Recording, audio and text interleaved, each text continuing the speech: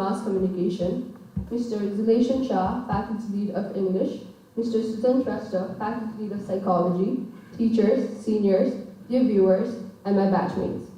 I, Swapnil Casey, and I, Pushpa Bhandari, from BA First Year, welcome you all to the 14th Media Talk series organized by the Department of Major Arts at St. Xavier's College, Vancouver. We're happy to inform you all that Media Talk series is now live on the college's Facebook and YouTube account. Please feel free in sharing the links. Now, I request everyone to stand up and let's begin with the national anthem.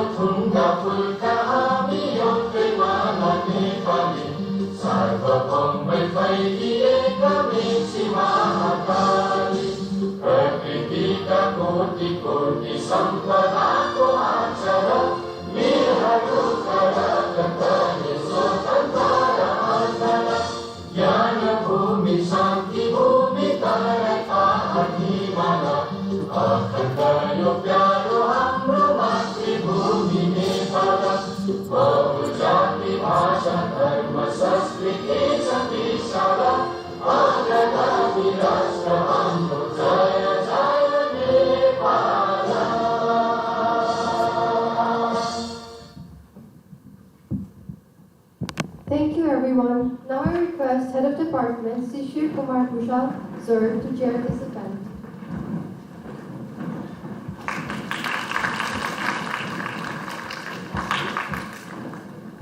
Thank you, sir. Media Talk series is a monthly tradition where we invite national and international experts from different domains to share their insights on the theme at hand. Due to the pandemic, we've been having the talk series virtually, so it feels great to have everyone physically present here for this event. Now, I would like to request Father Principal Augustine Thomas S.J., Head of Department Mr. Shishir Kumar Bhushal, and our guest speaker, Mr. Bhushan Dahal, to inaugurate the program by lighting the lamp.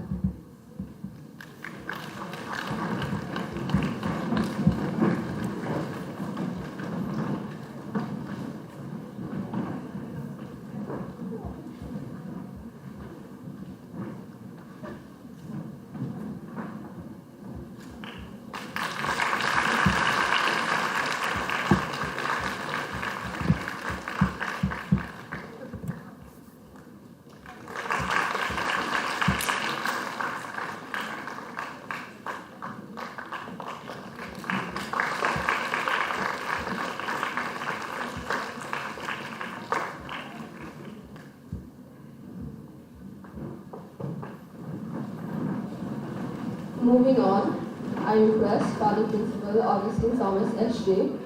to come up on the stage for his opening remark.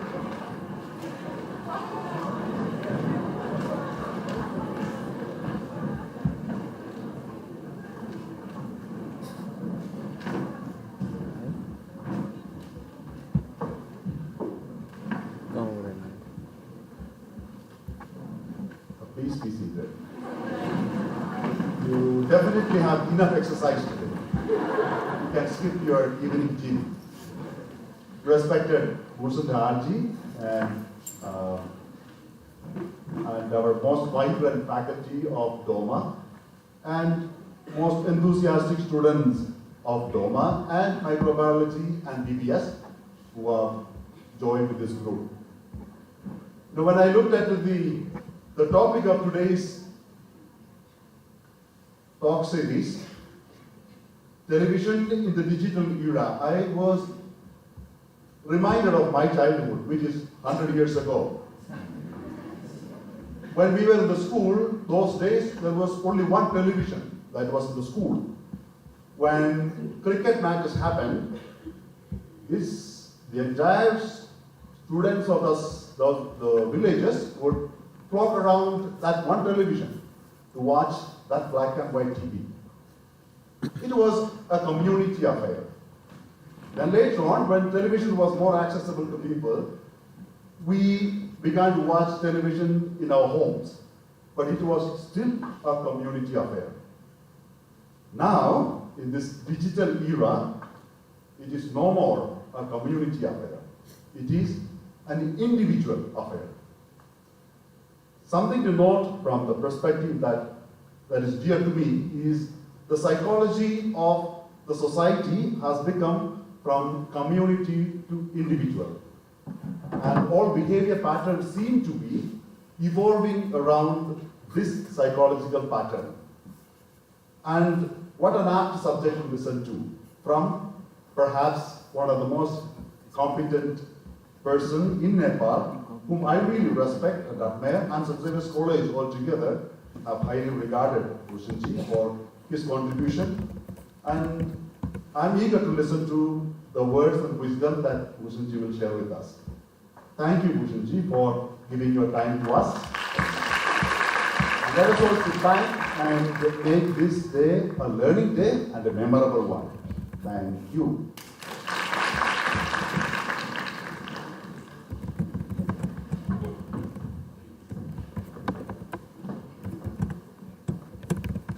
Thank you, Father Principal. Your words always enlighten us. Now, moving forward, let's get into the theme of today. Television journalism in the digital era. In this era of technology, it is essential to be informed. Therefore, television is a major part of our lives, and has been for many decades. Television first started appearing about 100 years ago, in the late 1920s to early 1930s. However, in Nepal, it was introduced about 40 years ago, in the early to mid-1980s. The look of television has changed drastically over the years, from teledramas to news shows to talk shows and more. It is a matter of concern that the amount of television viewership has been declining with the amount of years. Nowadays, everybody wants to get quick information, so people, especially the younger generation, have been ditching the television and instead use their PCs or their mobile phones. We celebrate November 21st as World Television Day. Therefore, this session will be addressing the significant changes that have taken place in television journalism, with special emphasis in the opportunities and the betterment of it. We hope you make the most out of it. Now, I'd like to call upon Mr. Chun Guru to talk more about why Media Talk series and give a glimpse into the practical sessions for the journalism students at this college.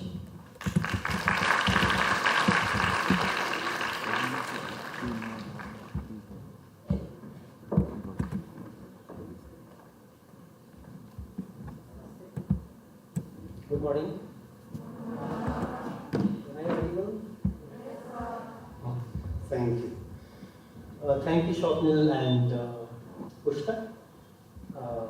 Respected Father Principal, Bhushan Dahalji, Assistant Madhusal, Head of the Department, colleagues, and dear students. When I first joined St. Xavier College back in 2019, the month of October, I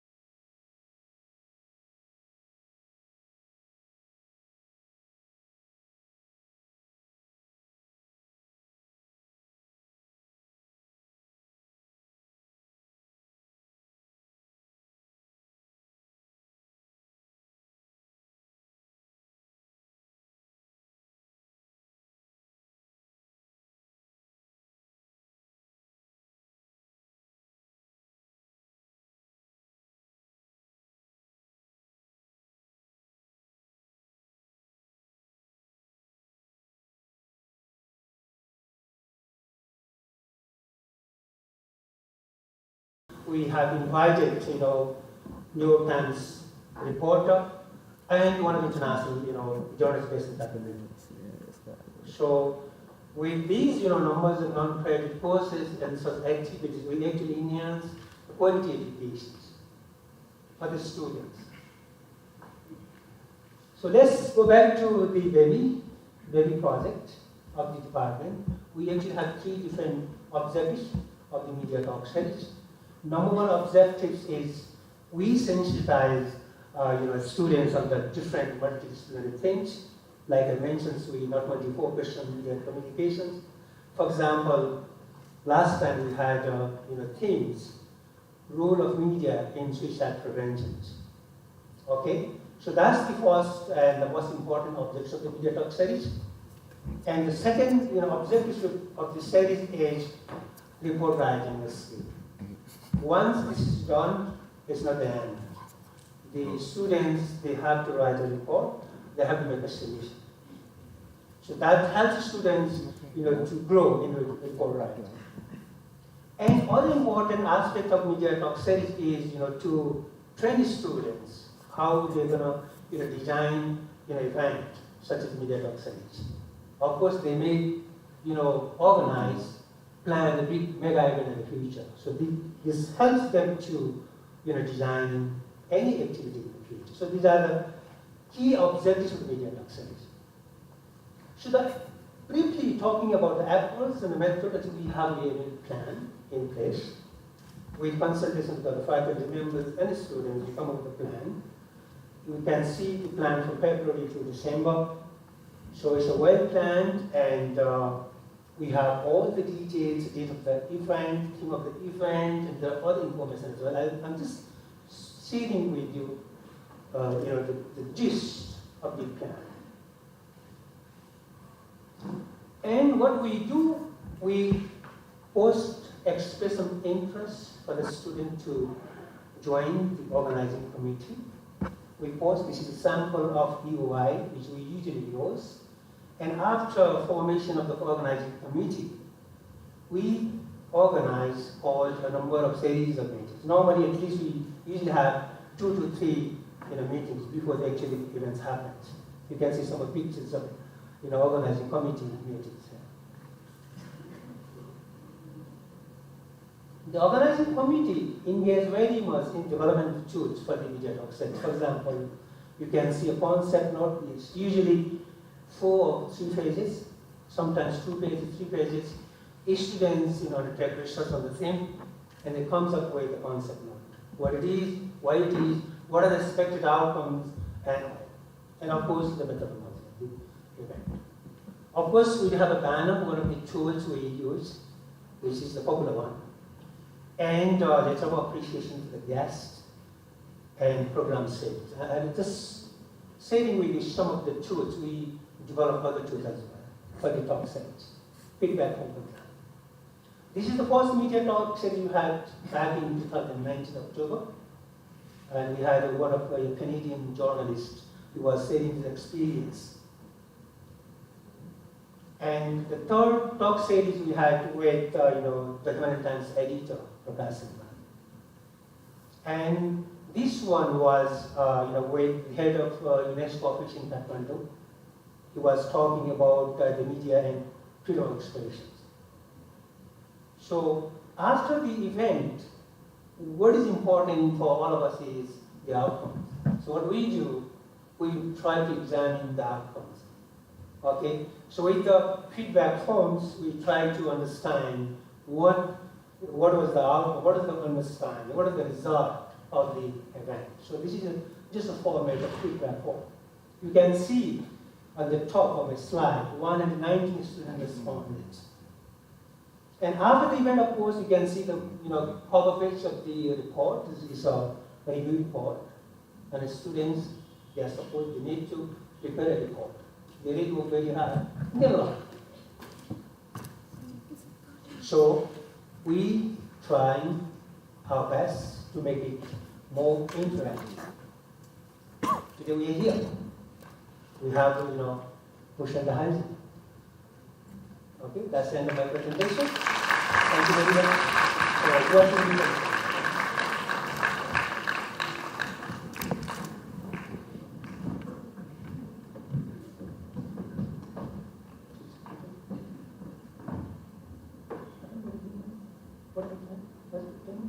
Thank you, sir, for your informative presentation. Now I'd like to call upon Kripa Aryal to welcome and introduce our guest speaker.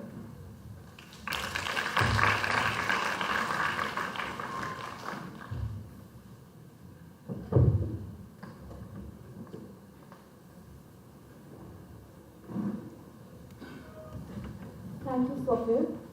Good morning, everyone. Honorable Father Principal, Dr. Augustine Thomas, SG, our guest speaker, Mr. Bhushan Nahal, faculty leads present here, respected teachers, my dear friends, and the entire audience watching us live. It is with utter delight that I welcome you all to the 14th Media Talk series based on the theme, Television Journalism in the Digital Era. It sure is an honor to have between us Bhushan Nahal sir, who is not just an influential voice in television, but also an inspiration for all aspiring students like us through his exemplary work. Now, to talk about his journey, he began working in Nepal television back in 1988 as a producer, and he often mentions in his interviews that he thought, "Tar batane kansai producer ko hudo rahecha." That's what he did in his first day, and the beautiful journey he's had ever since, well, it has been what journalism students like me dream of. Throughout his career, he has had special recognition as a talk show host, but he definitely has not limited himself within the television boundaries. He has established himself as a proclaimed director in music videos, documentaries, etc. Majorly, his prominent work is visible in television, starting with the first show that he was part of, Chia Charcha. His inclination towards Western music and his talent got widely recognized when he anchored the international music show called Sunday Pop. That was aired in Nepal television as well, and he then initiated a political program called Disha Nidesh, which was anchored by Mr. Vijay Kumar. He even later got into the role of executive director for Image Channel, chief executive AGM for Kantipur Television, and for more than 15 years, he became the face, the brain, and the soul behind Fireside. Now, that isn't all. His direction ventures have been equally exciting. Now considered as one of the best works in the Nepali movie industry, his movie Kaveri marked a great cinema shift in Nepal, and he has even directed numerous music videos for Nepali singers like Nima Rumba, Ramkrishna Thakal, Rajesh Paya Rai, 1974 AD, Yogeshwar Amartya, and many, many more. Today, on the occasion of the 14th Media Talk series, the organizing committee has prepared a short video to acknowledge Bhushan sir's wonderful journey. Let's have a look.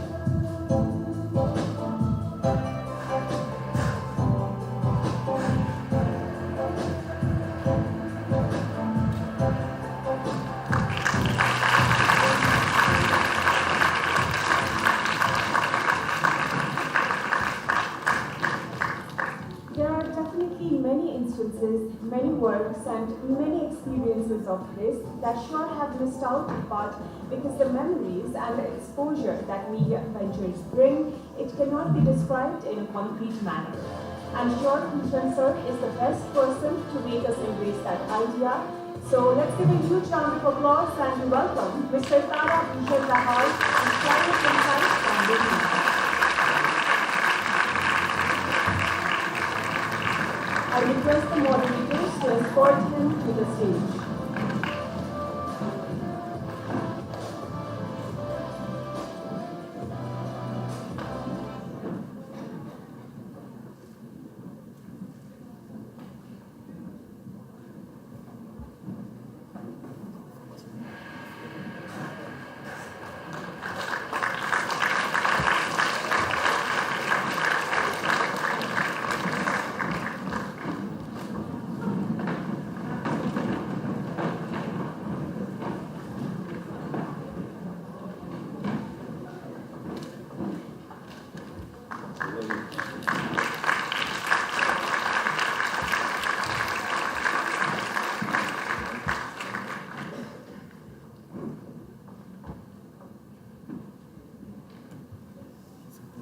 Can you hear me?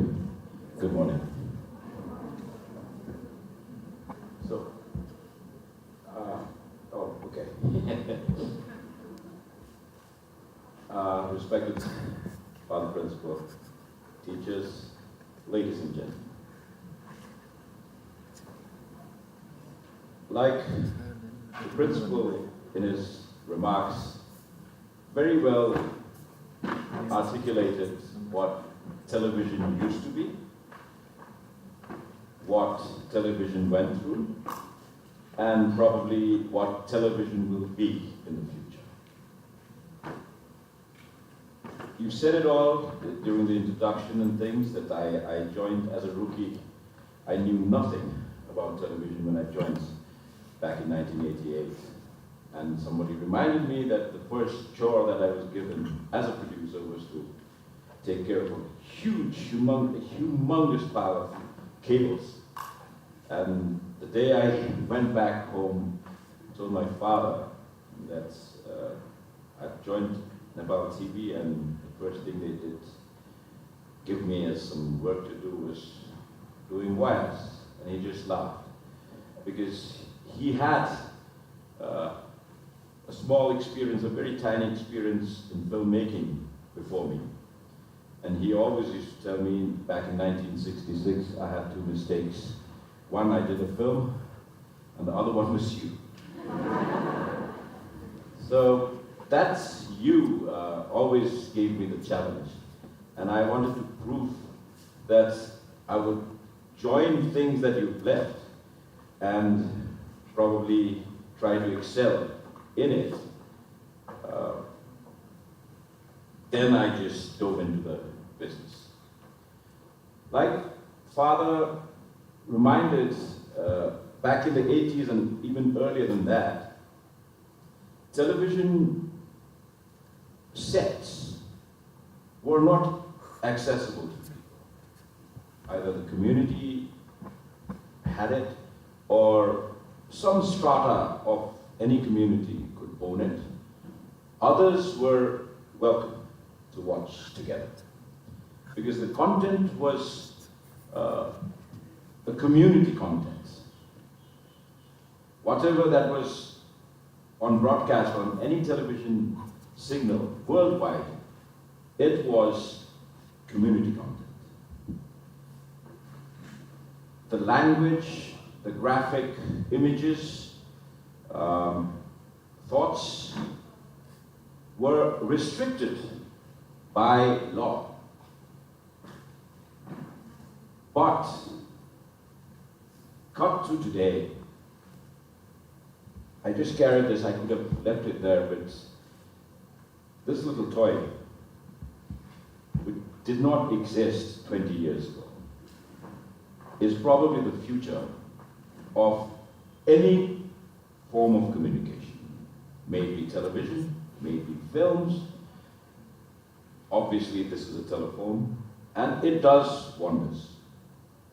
So, there would be a time not in a very distant future, very, very recent future, you would be just putting this on and probably do this or do this. You would get the size of a set, a virtual set, television set will be in front of you. And that's not very far away.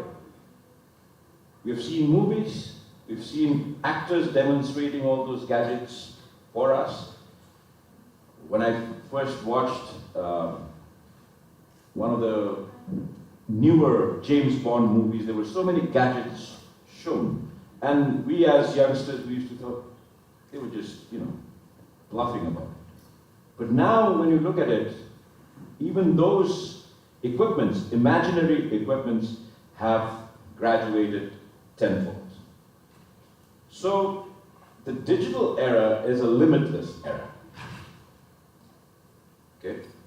But when we started television 30, 35 years ago, it was a very limited medium. The broadcaster had to transmit its signals to the intended audiences, and it would have been received by a transponder for the local people, and then rebroadcasted.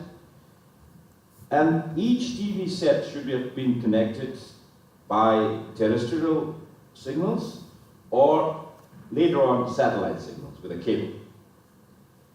Then only it reached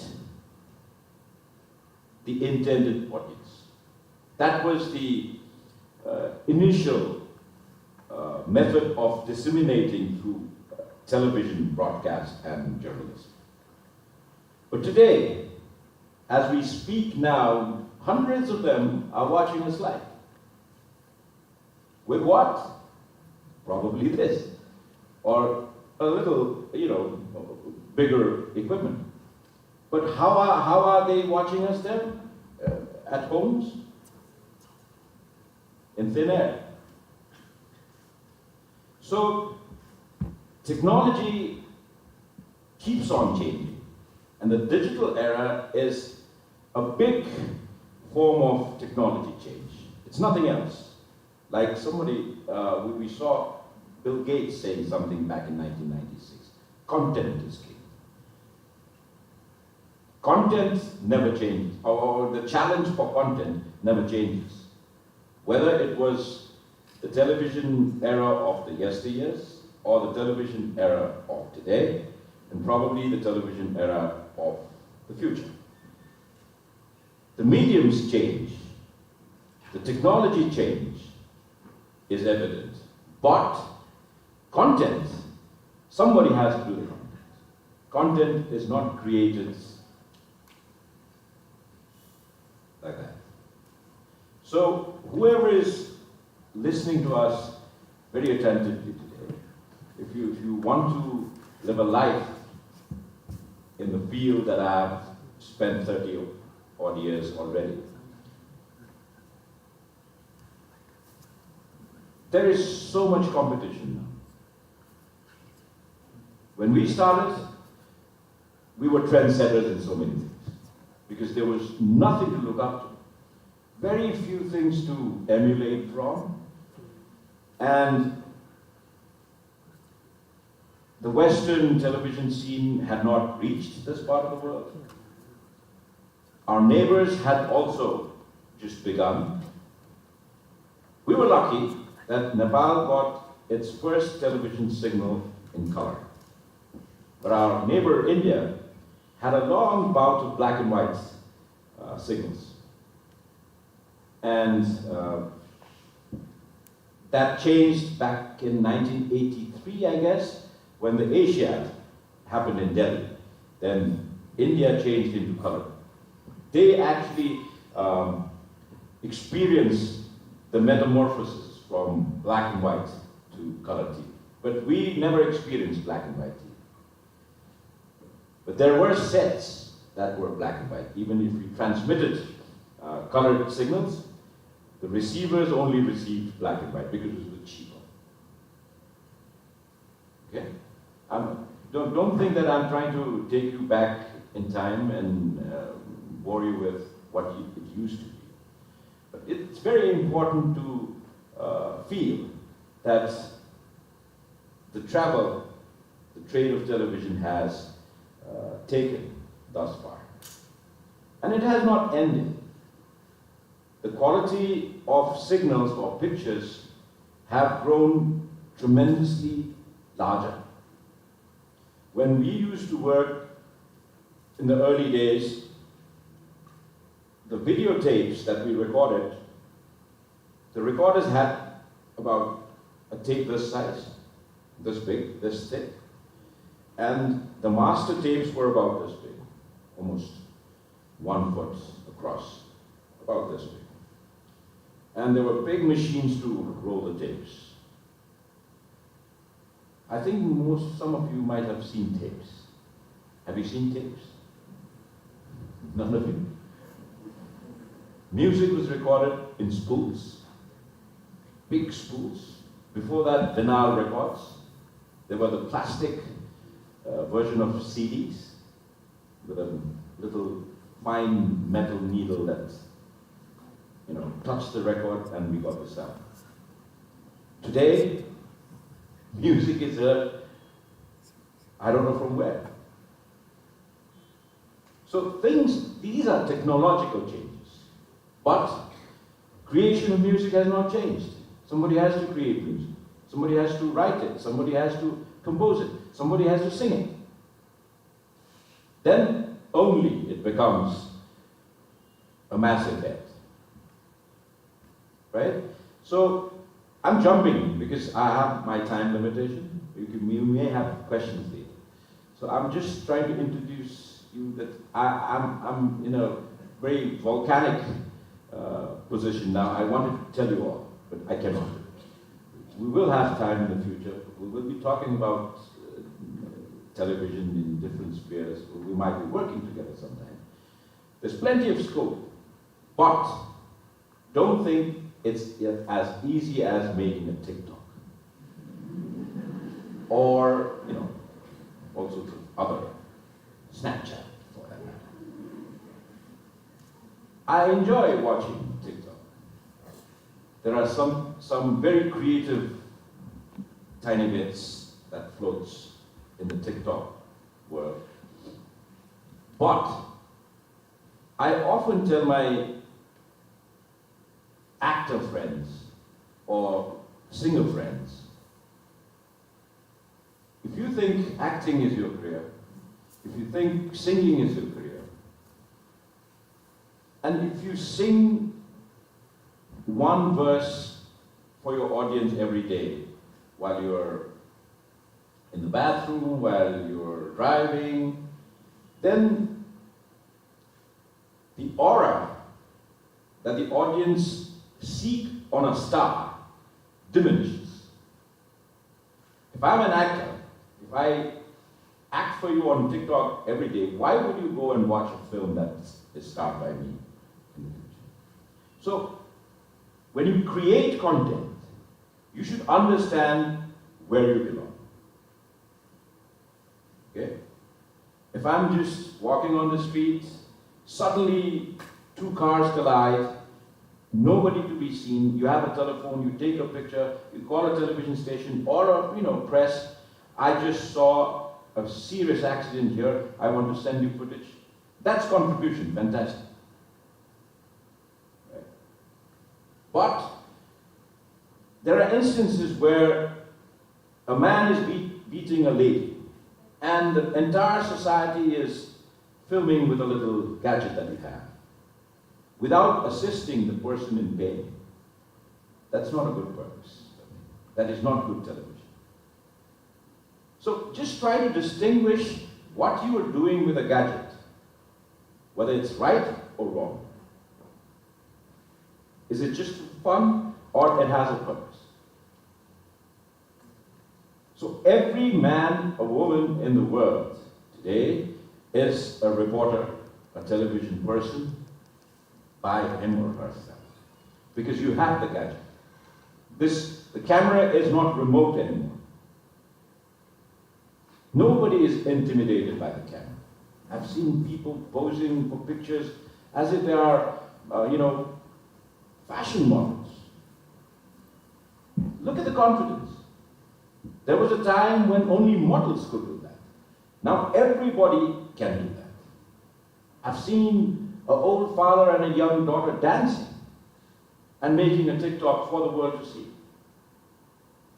So technology also gives you confidence. If it's a common man doing things, everybody enjoys. But if it is a specific person who has a purpose of him in the society and he's doing the wrong thing, if the Prime Minister starts singing in the morning, first few days I think it'll be fun. But after a week, I think it'll be a menace. So content is intended for an audience. Okay? When you create content, you have a target audience. You have to be very, very sure about it. If you miss your target content, target audience, your content goes in the bin. That's what I've learned thus far. And people try to stereotype it. If you're in regular broadcast business, for example, when the charts were being shown, there was Sunday Pop mentioned. When I did that when I was your age, I was 19, 20. And my target audience was my peers.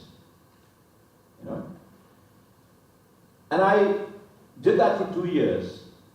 And whenever I went out in a family gathering or friends or out in the market, youngsters, the young people, used to surround me, wanted to talk to me, or just requested a song for next week. And suddenly my friends, my age group, were already investing in business or doing things suitable for the age. One fine day I thought, well, I'm not graduating in life. I realized that if I keep on doing this pop music thing, I would not be luring my age group, or I would not be having a similar or a regular life that my age group is leading. So I thought I was a little left behind. The next show I did was a show called Pratibimba. Pratibimba is the reflection. Okay? So I did very short documentaries which showed all sorts of things, what we watch today. Anything that is happening, bad roads, bad hospitals, so many things, faded, stonewashed, national flag on government offices. We used to show that, and the next morning the flags were changed. It really worked then. But today there's too much subscription. There's too much problem telling to the world. But we don't have any solutions attached to it. We don't follow up. So if you throw a content in the public sphere, it's a broadcaster or a television person's responsibility to follow up and make sure if it's a problem, it is solved. Make sure. But today, in the digital era, when I see so many young people getting into TV, they're too beyond their responsibility. A TV person, a TV journalist, has a box, an area of work.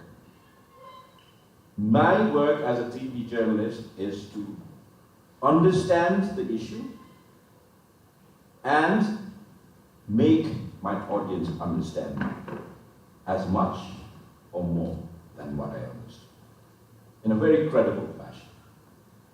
And if it is a criminal story, I'm not the cop, I'm not the police to go and catch the cop. I've seen people who are acting to become a cop as a journalist. Not done. I'm not the court. I'm a journalist. So if you are jumping into the field of journalism, be very sure that your area of work is to inform people, not to intervene in other faculties of life. Okay? It might sound or look very good, very exciting. People might be very, very thrilled to see you for a short while. But I'm sure you'll get into trouble very soon. Because when you cross your jurisdictions, the results tend to fail. And I'm not telling you because I'm envious to people who are doing that today. I've experienced that in my life. Once a journalist gets tainted for the work he has done, he can never remain a journalist after that. A career is not a day-long affair. In a career, you start, you struggle, you get a little recognition, you recognize more and more. But one failure, entire thing is gone. So once you do something in the line of TV, media, or whatever, which is connected to the public, once you feel that you've reached somewhere, the maintenance is the biggest part, not to reach there. You have to be relevant if you want to be in the trade. I've been doing television for 30 plus years. If I still want to do more television in my later part, I have to be very cautious. It's not just making people responsible is my job.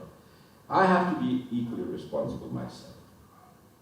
And my team has to be equally responsible. My institution where I'm serving has to be equally credible. So these are stray ideas, stray experiences, points of experience I'm just trying to tell you. But the digital era, the sky is the limit. There was a time when film was shot on celluloid. You know what celluloid is, film.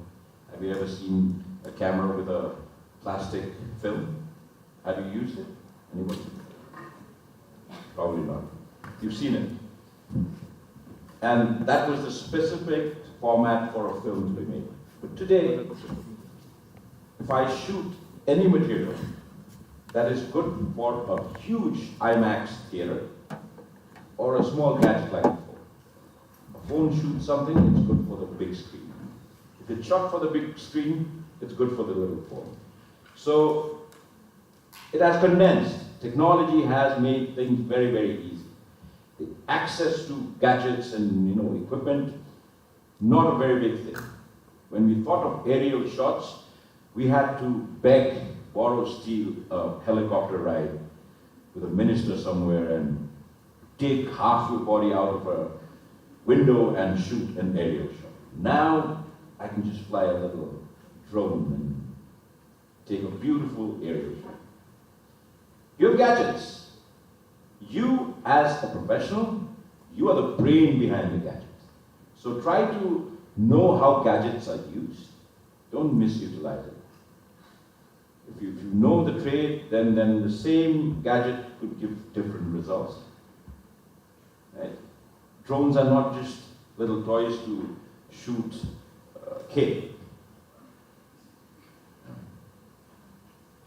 But if you get a drone, I was talking to some young people a few days back. We just threw an idea, what can you do with a drone?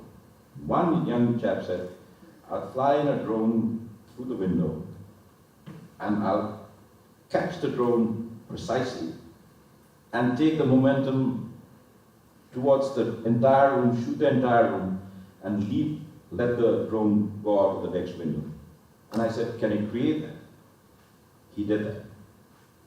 And I was flabbergasted. So every toy has its limitless limits. So try to understand the gadgets, try to do different things than other people, then you'll stand out. because the competition is much, much larger than when we started 30 years back. Your competition is within yourself. The competition is with the gadgets. The competition is with your sibling, with your friends, anybody. So to stand out, you have to be tremendously high caliber. Academics helps, obviously. If you have academic knowledge, that will always help in life. But for television, the biggest formula is you write, you think, you write, and the art of television is translating those thoughts and writing into pictures. If you translate your thoughts into pictures, that is good television, or that's good audiovisual. There could be a fantastic script. You could not translate that in good pictures, bad film. Just keep that formula in mind. Okay? But without writing, nothing happens. You watch big TV shows the world over, and there are big actors talking on the camera as if they've memorized things. They're talking to the people. No, they're reading things. In this part of the world, if I'm a journalist, I just look at the camera and blah, blah, blah, blah. That's disastrous. The audience gets messed up, and your intended information doesn't reach that person or the intended audience. So writing in journalism is very, very important. Without writing, without thinking in different dimensions, not only a single dimension, and translating that into pictures if it's television, or restricting yourself with a voice or radio, and just in writing, in the print. That's the distinction between the three faculties of press. But don't ever think that I know this, I'll just speak on camera. It's a mess. Because broadcast is limited with time. If I work for a broadcast company, I would be given 30 minutes a week. So I have to condense all my thoughts, whatever I want to give to the audience, in that 30 minutes. I cannot just call the manager and say, like, give me 15 minutes more. I don't get that. In the print, you'll get column sentences. You'll get space to fit in your thoughts. Right? Radio, same thing. So these are the things now. Internet is the medium. The digital era, if you very laymanishly explain, internet is the medium. You do things through the internet. I broadcast radio through the internet. Podcasts, very popular these days. It's in the radio format. But now, it's creative. It's very easy to film that podcast. And that casual chit-chat is very good to watch. So these days, podcast without video is not podcast anymore. People want to watch, how the two are talking or three are talking. So content sharing has also happened. Radio contents have become video contents, and not much the other way around. Video contents, at times it becomes radio content also, especially when you do an interview. People don't have time to sit down and watch. They could just listen to what people are talking about. So interview kind of things could go into radio. So cross-sharing of content is possible now. Back then, it was not. So the digital era, sky is the limit. You can do wonders.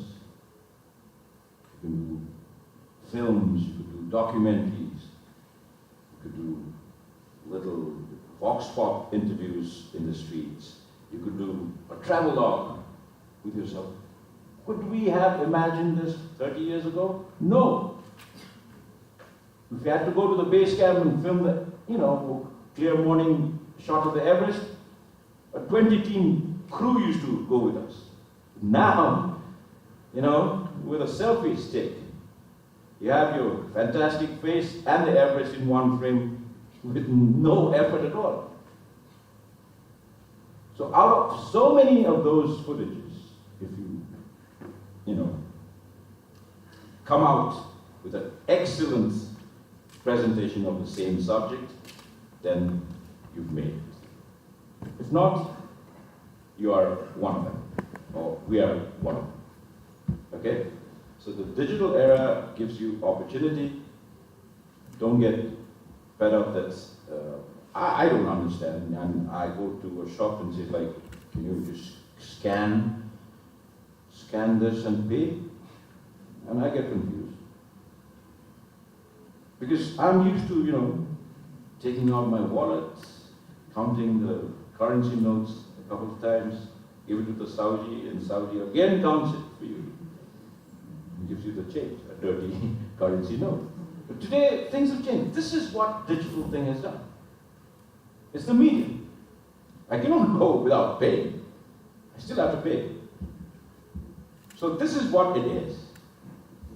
Don't get confused. It's just a medium. And whatever we did in the past, it'll be seen in some museum very soon. And you understand that because you've heard this somewhere. Oh, this is the camera he was talking about. This is the tape he was talking about. So after this, what happens? I don't know. But there are too many promises already made. Elon Musk has said, I'm coming out with a phone which will be just kept on the table and do this. You have a virtual, VR. I could talk to Father in person at my home, or he could do that, vice versa. So things are changing, and probably we're all masked up. I'm not, just because I'm speaking. This COVID stretch also has taught the world a lot of lessons. It has encouraged whatever Elon Musk is talking about now. So there will be a lot of virtual communication in the future, in the near future, because we cannot meet people in person that openly the way we used to. So the digital era is also being checked with natural, phenomena. I think this medical crazy stretch that the world experienced has taught a lot of fast-paced human beings to slow down, revisit what we had achieved in the past, how not to misuse what we have discovered and used, and save the earth for the future is probably one message we've collectively got. If human beings are harmed, the world is harmed. And if the earth is harmed, human beings are harmed. So we coexist, and the digital era, we should not push it too hard to achieve everything in a day. It's a gradual progression. When I was your age, I thought life was very long. Today I feel that, no, it's not. So it's, all of us get a similar amount of time in life. So make the best use of it. Enjoy this part of your life. Never come back. And I want to share you something that was not mentioned in my intro, that I went to St. James Jawlakil from grade 1 to 3, back in the 70s. So I'm very familiar with your emblem. I'm very familiar with the culture of the school. But unfortunately, my parents wanted to shove me in a hostel, so I was sent to Puranakanta. That was the only reason I went to Puranakanta, and I graduated from that. So, ladies and gentlemen, I think this could go on for a long, long time, but I would love to have questions from you. And I'm just telling you out of my experience. I did not prepare for this lecture. And I don't have any slides to show. I don't want to prove anything. It's just a life that goes on. And the digital era is part of that life, which will pass, and we might just get graduated to another era, and you, at my age, would be lecturing other students then. Okay? So all the best. Thank you very much for listening.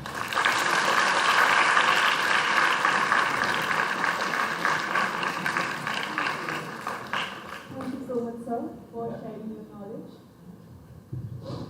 Now we would like to get into the discussion session. Sure. As you just mentioned, that content creation is very easy these days. Almost everyone is journalist and everyone with a device can create content. And that has definitely reduced the quality of content that is produced, including that of the talk shows that we see, because it is readily available on YouTube and almost every social media platform.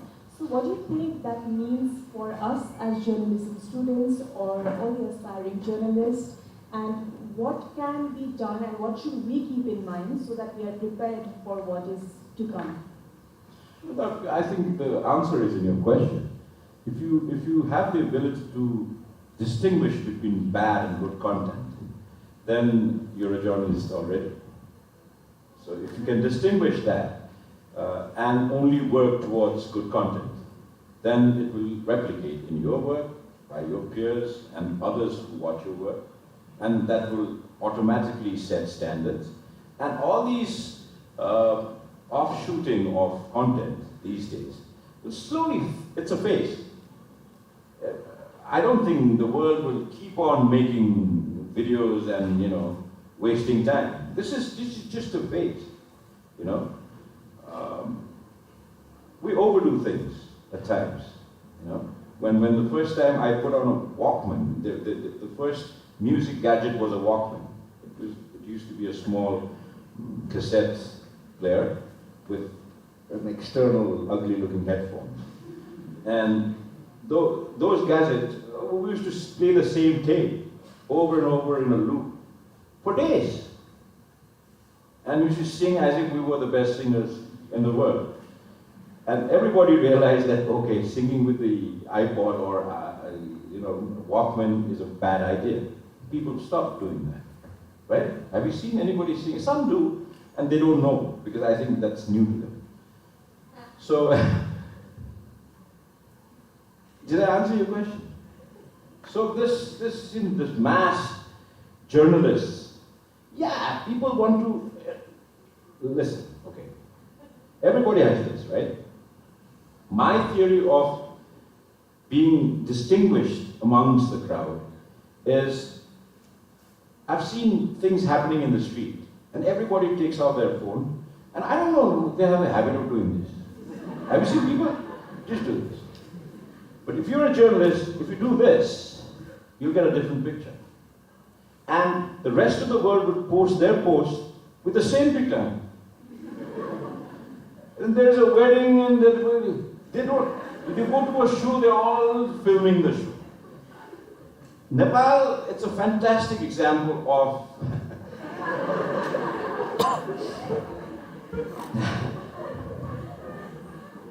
and I'm telling you this because I feel that we're all in the same age group, because how much is the limit? I talked a little bit about film stars and singers and things. I don't want to name people, but how much can you see of a film star and her life or his life? There's a limit to it, right? And if I, as a film star, start showing my audience that I brush my teeth like this and I do this, there is no aura to it. So you're killing your own trade. Journalism is also like that. If you overdo things, people will stop it. But if you firmly tell a story, people will believe it. And it has to be truthful, obviously. You cannot create a story. Journalism is real. Film, not. It's fiction. In journalism, there's zero room for fiction. And in Nepal, unfortunately, it's 80% fiction in the general mass media. So if somebody, I'm not trying to defend myself. If somebody writes that I was found, drunk in the street yesterday night, and it was all around the paper, at least call me and ask me, were you there? Most 80% of the time, I would not be there. I'm just giving you a general example. So there are stories, say, 15 Arab ko kota. And if you ask the guy who posted that story, how many zeros in an Arab, he wouldn't know. Okay? So, to sensitize information is not journalism. It's a different ballgame. It's yellow journalism. You're killing people's private lives. You're killing people's standing in the society. You're killing people's, 50 years of reputation. You cannot do that. Everybody has a similar or equal reputation in life. You cannot play with anybody's reputation. If you play with anybody's reputation, that is not journalism. And I always tell people that it's very difficult to maintain. And partisan, yes. We do a journalist, and you see this glass differently from there. I see this glass differently from here. So we put two stories of the same glass. But the audience will have the knack to compare the two stories and get the information. Okay? The complete picture is good journalism. Sensational picture is not. There are so many examples. I didn't have time today to do it, but later on I can share that with you. There are pictures, newspaper pictures. There's one man chasing a woman. And everybody thinks that the man is a bad man chasing a woman. But the larger picture shows this man is just running to save the woman from falling in a ditch. So that complete picture makes good stories. So always try to ask who, where, when, how, all the questions you have. And the person responsible who is part of that story should, if he's an authority or she is an authority, they have to answer to the public. They have to. Okay? And there are certain things people say when you go and interview, the microwave's off the record. I don't understand why they say it if it's off the record. If I can't make anything out of that information, so why give me that information? Right? So there are so many, by alleys when the story, the person, the institution have to, they use it to not give you the story. So as a journalist, you should have the knack to go behind the story and try to get the story. Okay? So, did I answer it?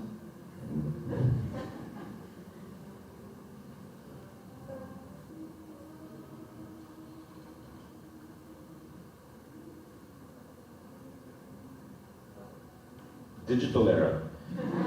Either it works or not. During our era, we would fix it.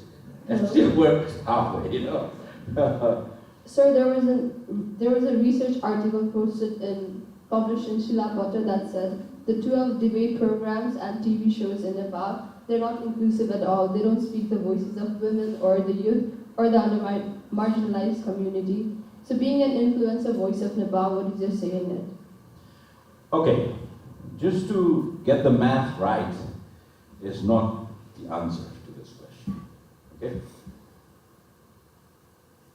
Inclusiveness is in the mind. It's not a visual. Okay? You know what I mean? I could say, you're not inclusive. Where's a man? I never said that. But visually, it might look at 3 ladies grilling a man. So it is a fad that people just try to make progress reports for NGOs and they post an article. And those articles are not always accurate. I feel inclusiveness is important with competence. It has to be merit-based. If I'm not meritorious, I should not be included. You know? For example, if 4 of us want to be a doctor, and you 3 are meritorious, but me, just for that inclusiveness, I'm just a 40%, mark holder, and I join you in medicine. I'll be killing people. So, at the cost of what? This included. That's a payment, acquisition to talk shows and media stories in different walks of life. People just, if there is a conference, somebody will just post. I don't see a woman. I don't see a person from the Madhesh. I don't see this or that. I mean, it is just trying.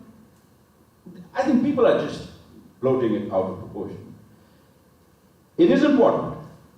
Inclusiveness is important. But the reference is merit, not a head count. It doesn't make sense. I think we are not progressing the way we should have because we are head counting. We are misrepresenting by head counting. Head counting doesn't work in a competitive world. Yes, it has to be inclusive. We have to think about people. We have to be equally, embracing people all the time. But when it comes to a specific thing, then merit comes.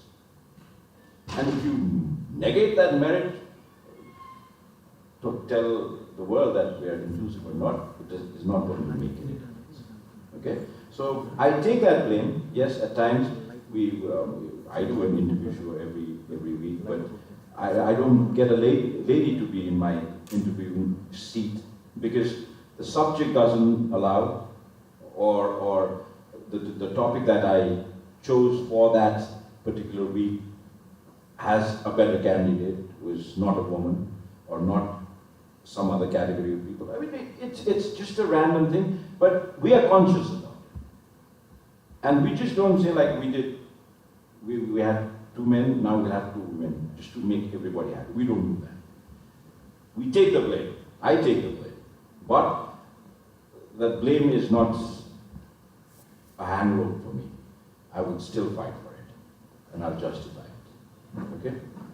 So don't just go by head count, go with a purpose. We have to be inclusive. We have to be very accommodative with ideas and people and different ethnic groups, gender. Very sensitive issue. But don't just do it for the sake of it.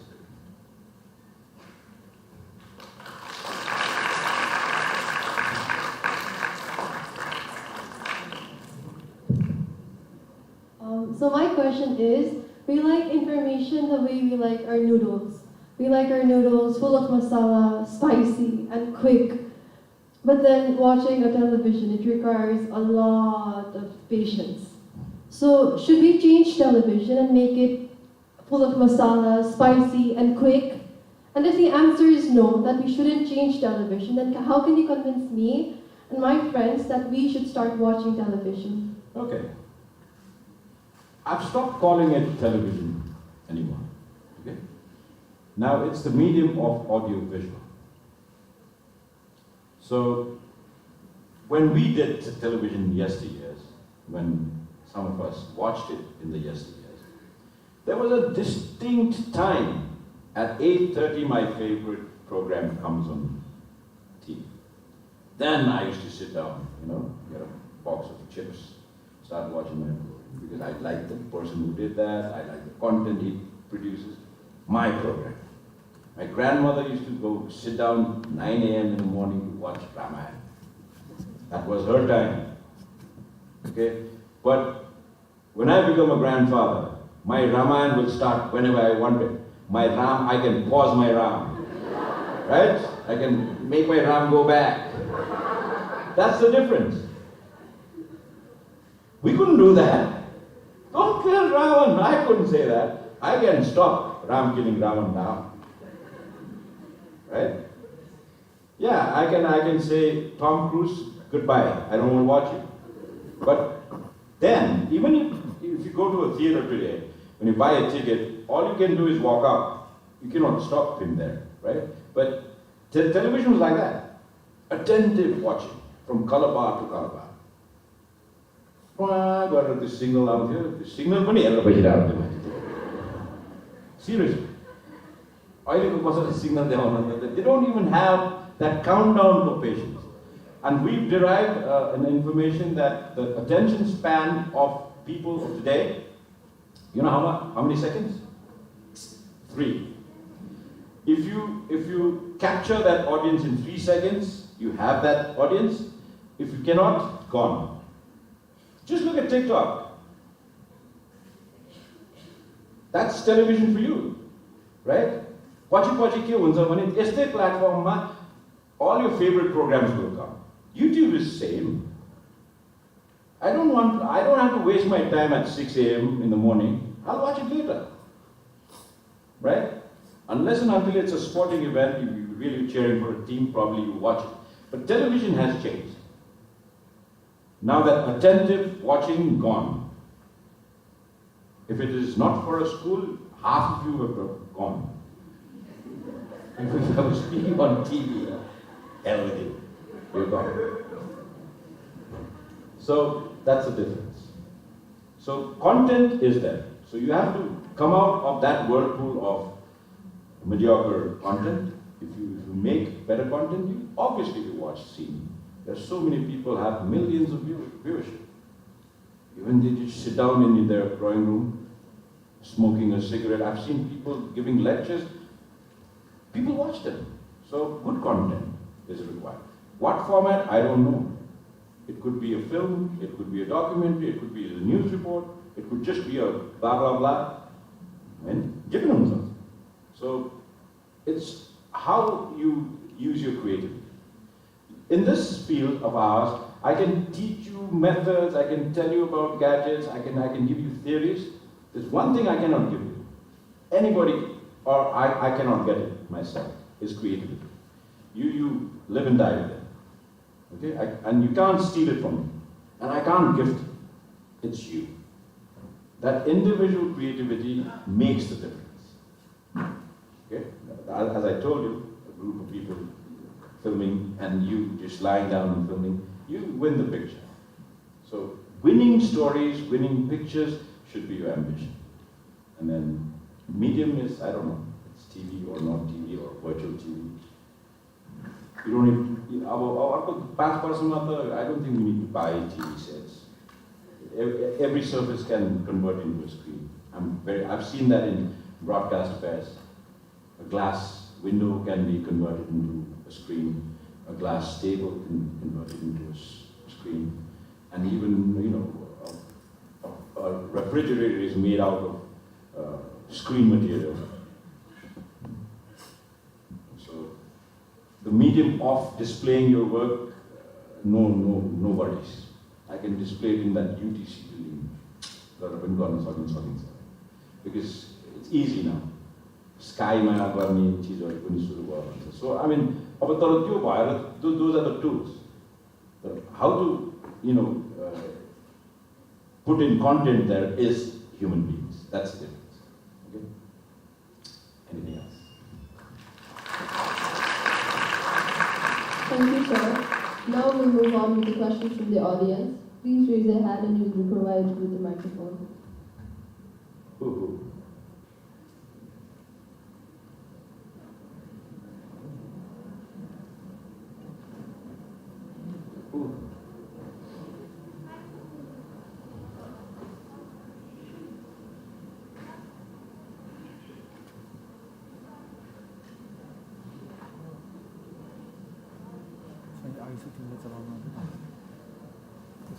brightness समय बेसी नै आएछ बेसी नै आएछ कि maximum त्यसमा लाग्दैन कहिले मनिस्तले नै लाग्दैन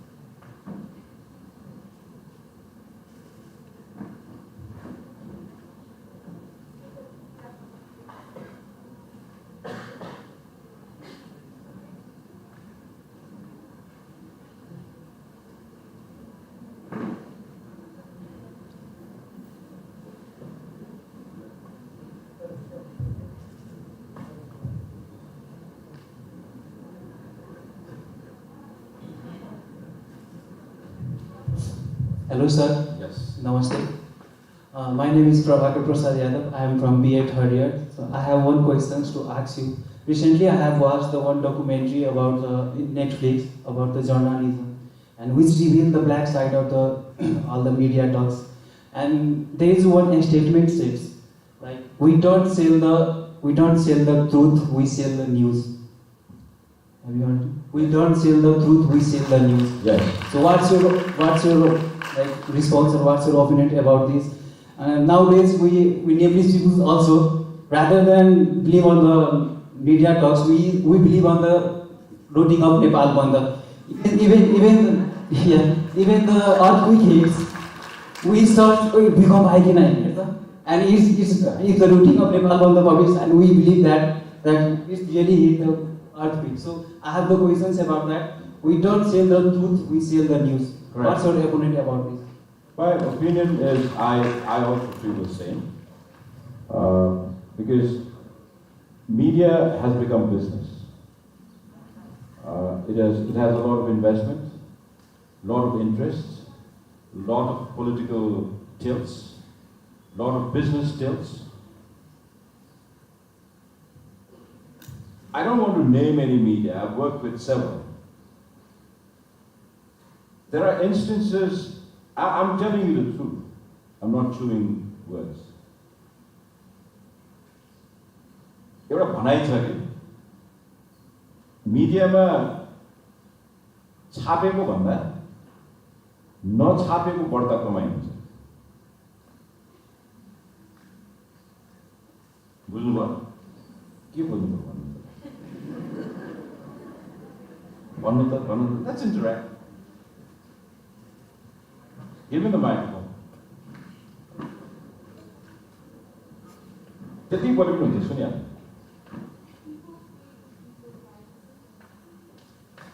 One part, yes. छापेको भन्दा नछापेको कमाइ बेसी हुन्छ भनेको, there has been a trade-off to hide news. Okay. For example, मेरो tax evasion को एउटा case छ. I'm a businessman, and you are the media tycoon. Okay, we meet over dinner. He said, and you say, really, I can help you?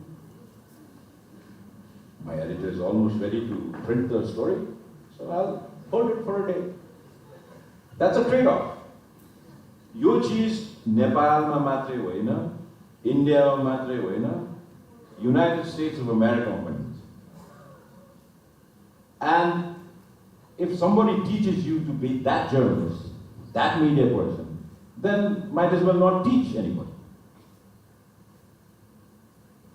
होइन?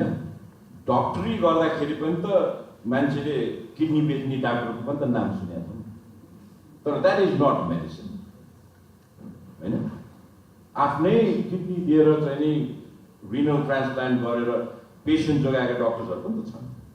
सो which doctor do you want to become?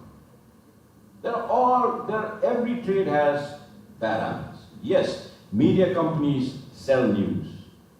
Sensitize गर्ने. Look at the Indian news. कुनै format हो त्यो? There are 20 people talking at the same time and we are watching like fools. And he is the #1 rated anchor in India. What does he anchor? Nothing. Everything is singing. There is no anchoring at all. So there are different formats, right? And there are different schoolings of people. If I want to change now and try to become Arnab Goswami, I'll fail. Because that is his style. And he has a following. A company runs with that show. So I cannot complain that is wrong. I can say I don't watch it, but I cannot say that is wrong or right. Those are formats. Hamre Nepal, there are different formats. There are people who hate me like mad. Because you don't ask sharp questions. They always tell me on my face, what is a sharp question? I ask them. They don't have an answer. I'm not a cop or a boxer. I can't fight a person who I invite to interview. But people want me to fight him. I can't do that. I was not trained that. But some of my colleagues are trained that. And that's their style. I have to respect that. And as an audience, you choose what I watch, what I don't watch, or this guy is telling the truth, this guy is not. You are the best judges. Everything. New York Times would have a party when the corporate world in the US will find one kind of story. Herald Tribune would have a yeah, I don't want to name papers. I can be on a paper and I can exactly know. I know, but I cannot go and tell everyone. I can tell friends. Friends consult me. Hey, you killed XIV. Yeah, don't worry. Or things to be worried about. दुईटी चीज trained थाहा हुन्छ अहिले चाहिँ के भने मिडियालाई tool बनायो कि सोसाइटीले पनि टुल बनायो and the rat race for money is probably the primary thing. Hamro Palo, I started my career with 20 rupees a day. And I've given so many people jobs.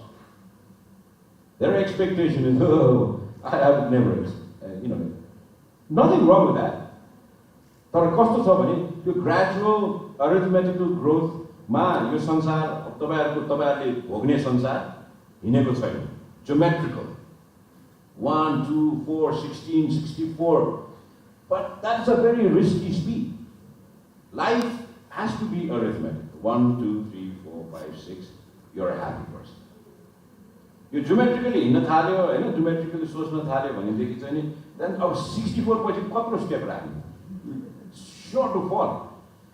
नेपालमा त्यही हो नि. अहिले बिहान we go for a walk. I hear people talking about crores as if crores is nothing.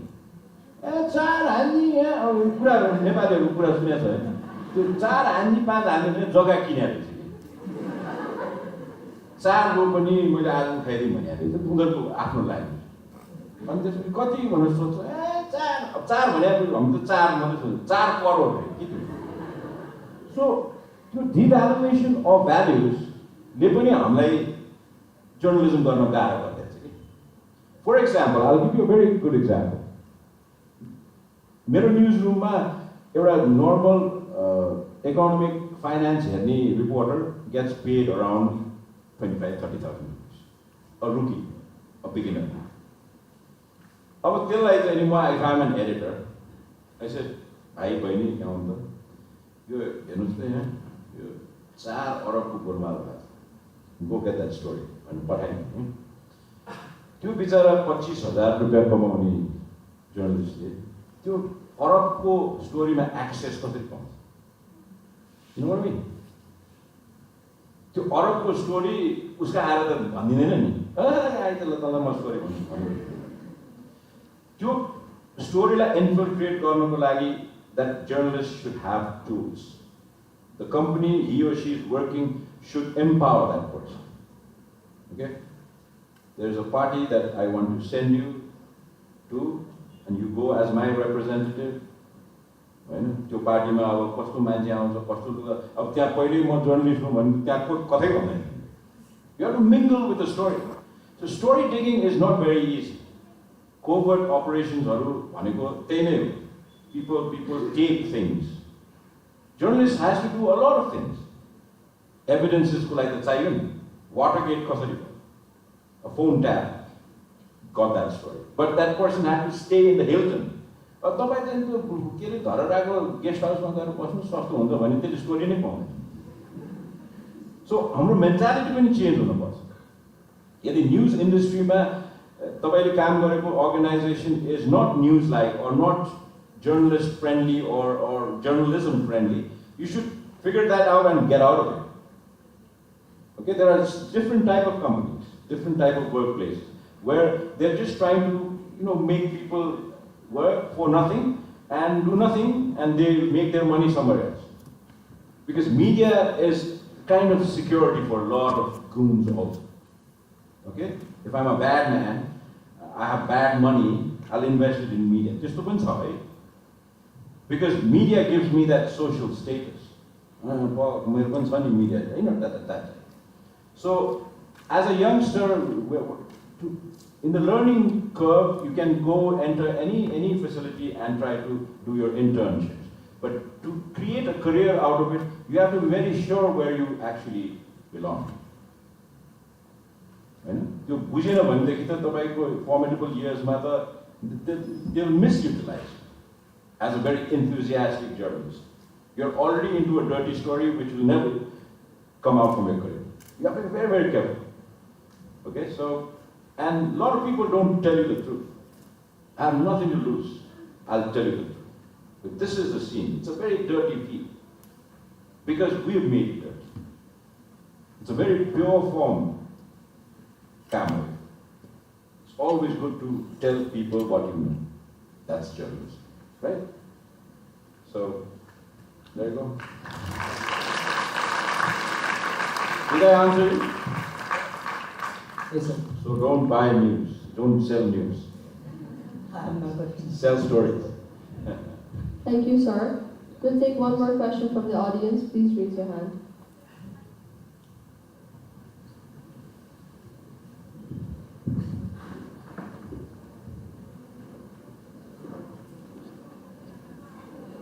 Oh, there are two of you. No, I'll give you. Hello, sir. Yes. Good morning. First of all, thank you so much for sharing your experiences and giving us an insight on the media business. Well, at the beginning, you mentioned that your job as a journalist is not to interfere, but to inform people. And in your glorious career as a talk show host, you've had many people who've come and talked to you about many different things. And it can be argued that some of the blatant propaganda. Okay.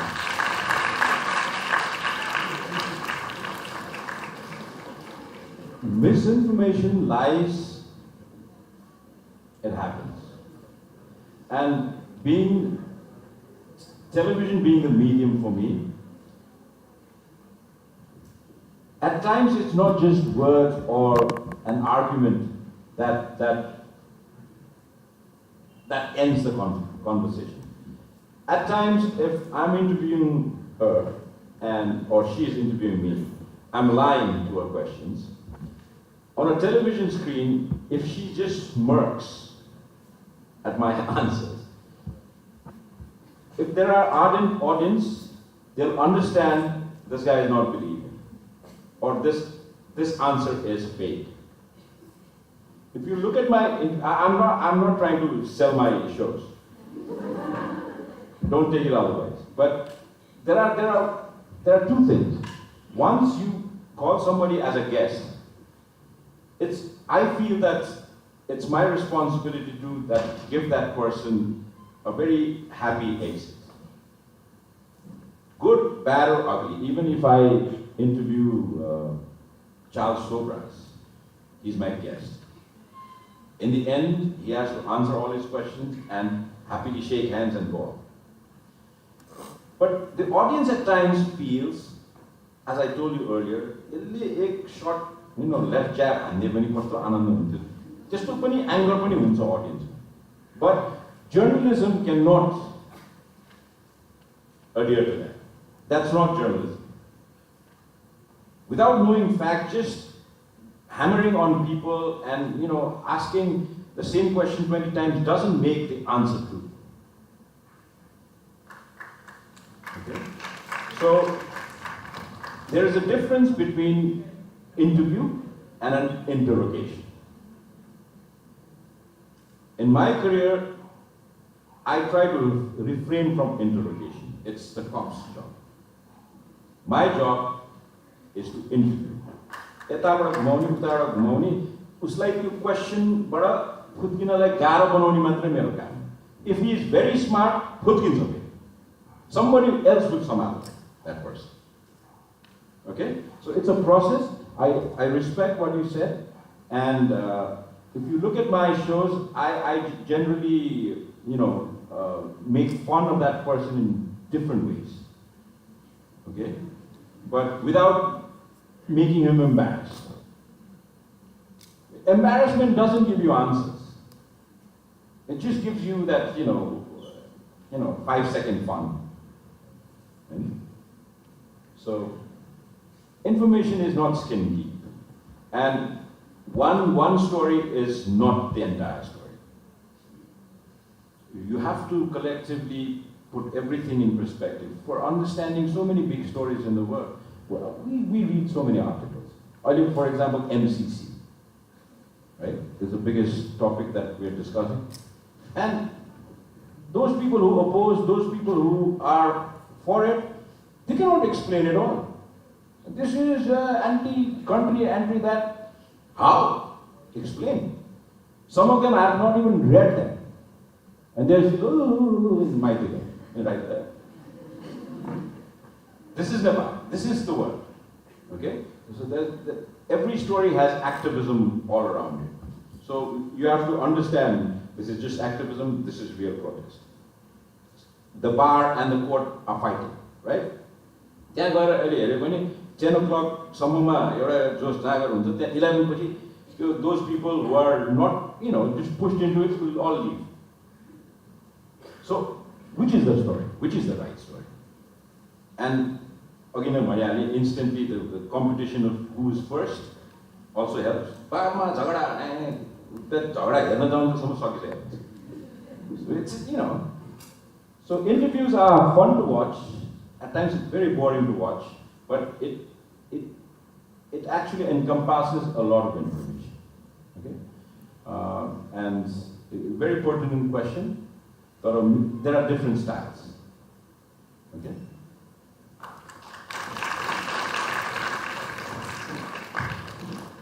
Yes, sir. Hello, sir. So I'm very interested from section Media English and Psychology. Okay. So my concern is that nowadays, if I try and consume media from social media or media, I either get sad, angry, disappointed, or just done with the world. There's always news of everything is just bad all the time. At times, when I discuss things with my friends and I'm like, oh, I found out this is happening over here and they haven't heard of it, I'm almost jealous. I'm like, why did I learn this? It just made me sad, it just made me upset. There's always accidents, there's always scams, people are suffering. How can we change media so that it is actually enjoyable, bearable to consume? At this point, it feels like I'd rather just watch a movie and not know about the world because it's just a headache. Yes. Yes. That is being associated with the media for a very long time, the world over, mostly sad, very hurtful, very terrorizing stories are bestsellers. Happy stories, people don't even consider that is a story. And that trend, especially, let's talk about our country.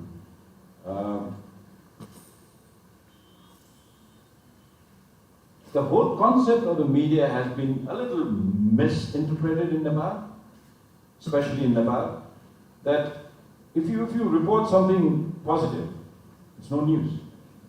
And there is a tendency in Nepal that the media bars you. I've seen certain media don't report some stories at all. Barring media is a crime. Barring media, if I'm a story maker, news maker, I do something, and his media tomorrow makes an editorial policy that this guy should be blacked out.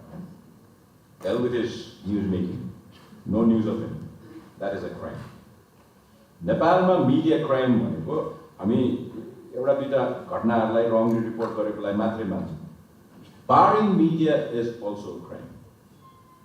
If a society has newsmakers, those newsmakers should have space in the media next morning or the same time when you break news. त्यो कारणले गर्दाखेरि पनि positive स्टोरिजहरूले स्थान नपाएको. नेपाल जस्तो मिसम्यानेज कन्ट्रीमा राम्रो चिज भन्दा नराम्रो चिज बढ्ता भएर पनि त्यो भएको. ब्याड रोड्स भएको हुनाले एक्सिडेन्ट्स भइरहन्छ, मान्छे मरिरहन्छन्, गाडी खसिरहन्छ, होइन? अनि कस्तो हुन्छ भने यति दुर्गम छौँ कि अब मुगुबाट हेलिकप्टरमा सुत्केरीलाई काठमाडौँ ल्याउनु पर्यो, बाटैमा मृत्यु। अब यो किन भन्दाखेरि हाम्रो यो नेपालको जुन फ्याब्रिक डिटोरिएट भइरहेको छ नि, त्यसकै रिफ्लेक्सन हो मिडिया। सो यो सोसाइटीलाई पोजिटिभ सोसाइटी बनाउने कोसिस गऱ्यौँ भने यो बिस्तारै ब्याड एन्ड रङ न्युज, स्याड न्युजहरू रिप्लेस हुँदै जान्छ। हामी कहाँ बाटो बन्यो, उद्घाटन भयो भने न्युजै आउँछ। बाटो बनेको कुरा त टिकटकमा थाहा हुन्छ आज, because everybody goes and shoots some pictures in a very good winding road because it's so picturesque. And oh, you can't go road, then that's also information. But the mainstream media doesn't do that. हामीले के गरिरहेको छ भने ठेकेदारले कुटाइ खायो, बाटो समयमा नसकेर। अब त्यो that sensitizes the whole story.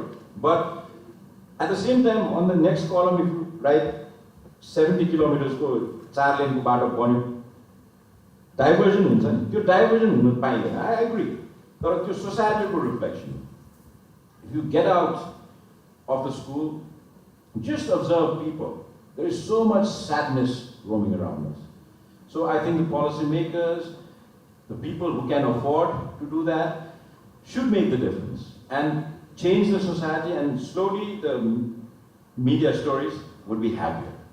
If we retain the same sadness in the society, don't expect happy stories in the media. So it's all amongst us. It's your generation of people who understand so many things this early. We did not have this access. Nobody came to talk to us. Even in our times, I had to take an appointment to talk to my father. That was how we were grown up, yes. And need to talk basis, we used to communicate with our parents, elders. And there were different layers in the society. We can eye to eye talk to people. This is a fantastic change. We have achieved that. It took us time, but we have achieved that. Excel on it now. Don't misutilize this access to different strata of people. Try to build on it. And I think your generation will make a difference because your understanding is much, much, much larger than what we used to understand at your age. I can tell you point blank. We did not understood what you guys understood today when we were your age. Things are changing, okay? Be optimistic, okay? Pessimism, pushes you to the darkness. Try to see, there has to be some light in the end of the tunnel. It's hard, because your generation can make a difference. I think all of you are in the voting age, right? All of you are voters? See, I can actually give you a pep talk. Vote for the right people. You'll get happy society, happy news after that. Don't vote for the wrong people. You know these people are wrong. Why do you vote for them? Choose the right people. So, it's a gradual process, I agree. And if you become a journalist someday, try to contribute on it. Okay? Try to find the happiness and try to create stories out of it. Okay?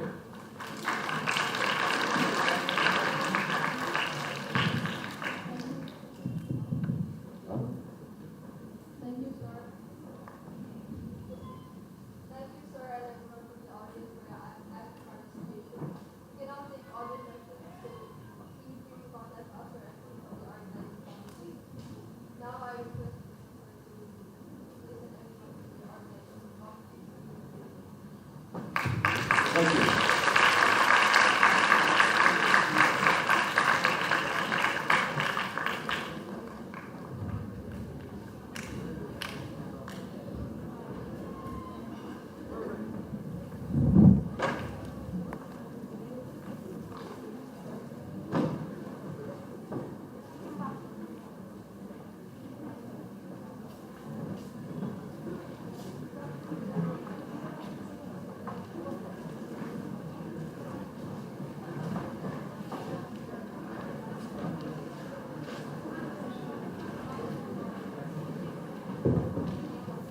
I request the audience to feed the fill out the feedback form, and give your honest feedback as it helps us improve and make the series more audience-oriented. As we're at the end of the program, I would like to request Mr. Sishir Kumar to recite the letter of appreciation to our guest, Mr. Bhushan Dahal.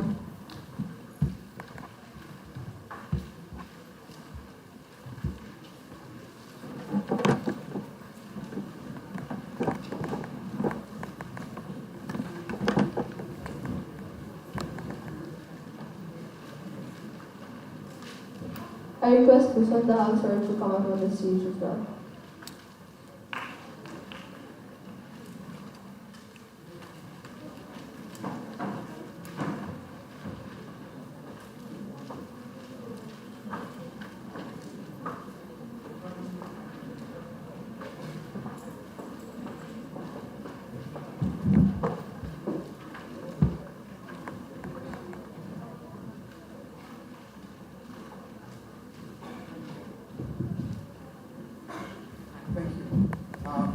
Related to appreciation to Mr.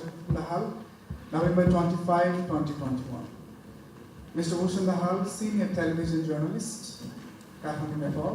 Greetings. St. Xavier's College family is grateful for your presence and insightful presentation at the Media Talk series today. The traditional television journalism practice has drastically changed in the digital age, and it is extremely important for journalism and social science students to learn and listen to you. On behalf of St. Xavier's College family, we take this opportunity to sincerely thank you for your invaluable time to talk on the theme for the month of November, television journalism in the age of digital age. We sincerely hope you will accept our invitation in the future too. Thank you so much.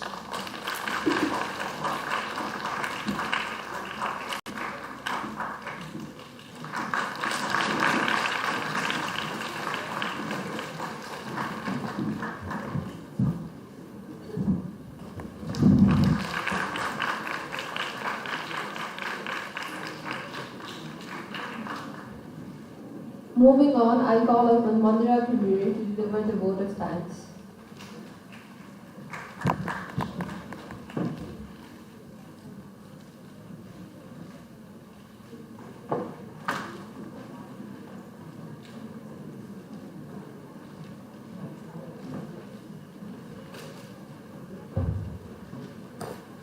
Thank you, Pushpa and Swapna. A warm good morning to you all.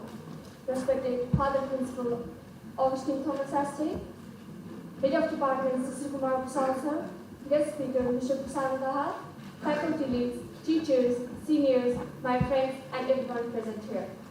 We are here for the 14th Media Talk series with the theme of television journalism in the digital era, and I, Mandira Khimide, take this opportunity to express my gratitude to all those who made this event remarkable. Firstly, on the behalf of Department of Media Arts, I would like to sincerely thank Mr. Bhushan Dahal for sharing his knowledge and experience with all of us present here. I am certain that we have developed an understanding regarding television journalism in this technologically and digitally advanced age. Moreover, I also sincerely thank Mr. Bhushan Dahal for his interactive discussions and for his perspective on all the queries that were put forward. Next, I would like to thank Head of Department, Sisir Kumar Prasad sir, for always encouraging us. I express my gratitude to Mr. Chunguru sir for always constant guidance throughout the event, and would like to thank all the teachers for their constant support and guidance. Lastly, I thank everyone in the audience for your patience and cooperation throughout the event and making it successful. As previously mentioned, this talk series is a monthly tradition. So we will be back again for the month of December with a reporting related theme on reporting from human rights on December 10th. Once again, thank you for your time and for being a wonderful audience. Thank you.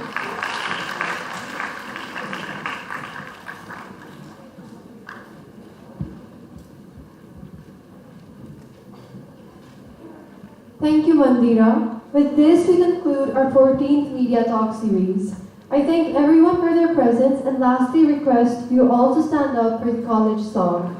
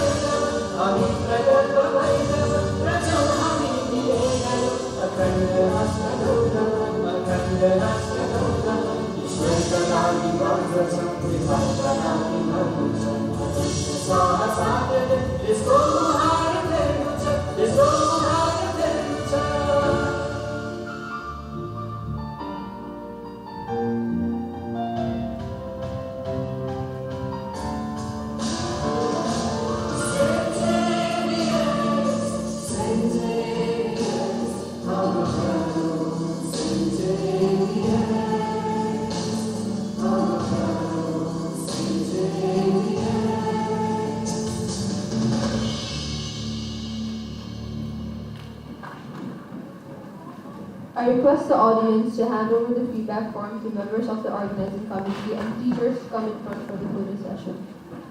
Thank you everyone, have a great day ahead.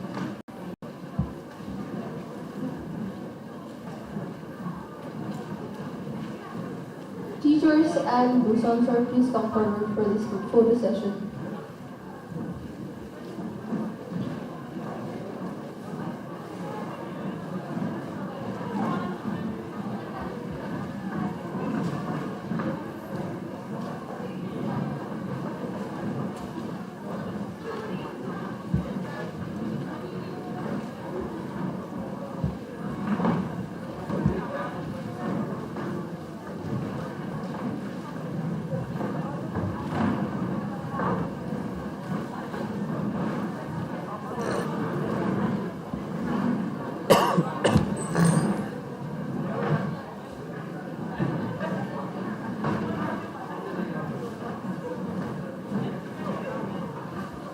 Organizing committee, please join for the photo session.